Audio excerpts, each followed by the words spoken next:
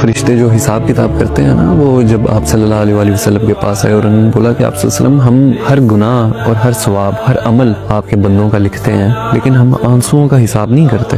تو آپ صلی اللہ علیہ وآلہ وسلم نے فرمایا کہ ایسا کیوں کہ تم آنسوؤں کا حساب نہیں کرتے؟ آنسو بھی تو عمل ہی ہے، یہ بھی تو ایک طریقہ ہے اللہ تعالیٰ سے معافی مانگنے کا، یہ بھی تو ایک طریقہ ہے اللہ سے کچھ مانگنے کا، یہ بھی تو ایک دعا ہے، عبادت ہی ہے یہ.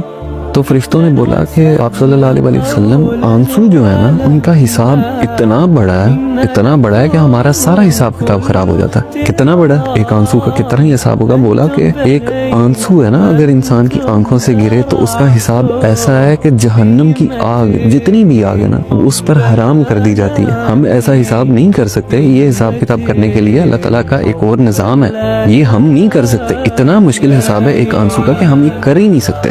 تو جو شخص اپنا دکھ اللہ کو بتاتا ہے، اللہ سے دوستی اس نے لگائی ہے، اپنی خوشی بھی اس کو بتاتا ہے، اپنا دکھ بھی اس کو بتاتا ہے، تو اس انسان سے بہتر انسان کون ہے؟